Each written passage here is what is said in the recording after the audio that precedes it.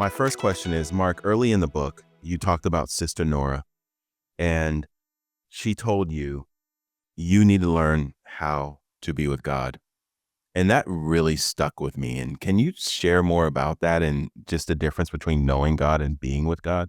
Yeah, I love that you use those words, knowing and being, because knowing about God is not the same as being with God. Thoughts about God are not the same as experience of God. And my interaction with Sister Nora was running into a person that when she talked about the Lord, you could tell she's on a first name basis with him. And I said that to her. I said, listening to you talk about Jesus, you're on a first name basis with him.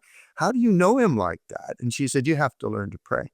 And of course, well, that's not going to work. I hate prayer. I hated prayer. I tried it every day. I did my prayers. I interceded for the missionaries and all that kind of stuff. And it was work. It was another Christian work. And I told that to her and she said, oh, that's not what I'm talking about. I'm not talking about that kind of prayer. I'm talking about learning how to be with God and experience him.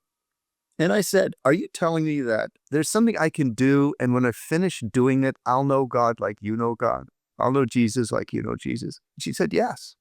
And I said, I can't believe that. I mean, she said, well, you have to try it. And I said, what's that going to look like? And she said, well, you're going to meet with me for an hour or 2 hours once a week for a year or two. And I'm going to teach you and train you how to be with God. And I thought, well, it's crazy, but I can see in her something I don't have that I want.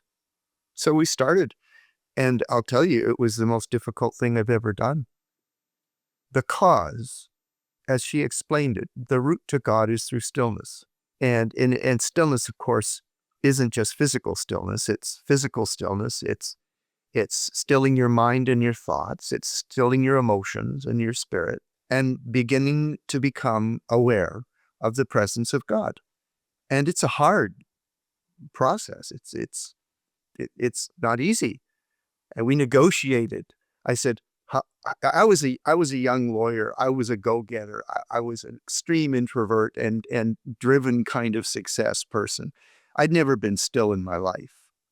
Even sitting, my hand would be moving or my foot would be moving. Stillness was anathema to me.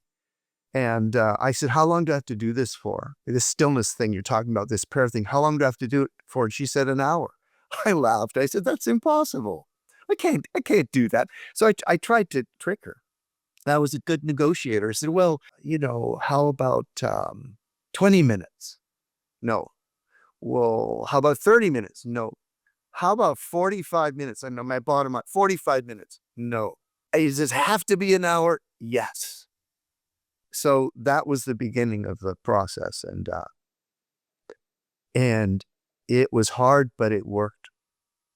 I remember this day, I was so frustrated with her for making me try to be still for an hour.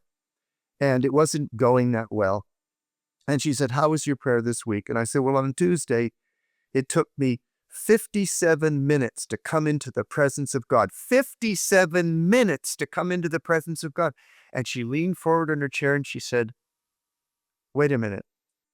You came into the presence of God? I said, yeah, right. And she said, how long did that last? And I said, 3 minutes or so, 3 or 4 minutes. She said, you were in the presence of God for 3 or 4 minutes? I said, yeah. She said, what was it like? I said, it was incredible. It was just like this peace and this joy. And she started to clap. And she said, you were in the presence of God for 3 or 4 minutes. And it dawned on me, yeah, I was. And she said, the length of time is not the critical thing. What God does to you and with you in that 3 or 4 minutes is the critical thing. And now you're learning to discern and experience the presence of God. This was the breakthrough she had been praying for. But it came as a result of having to pursue a kind of stillness that was completely unknown to me.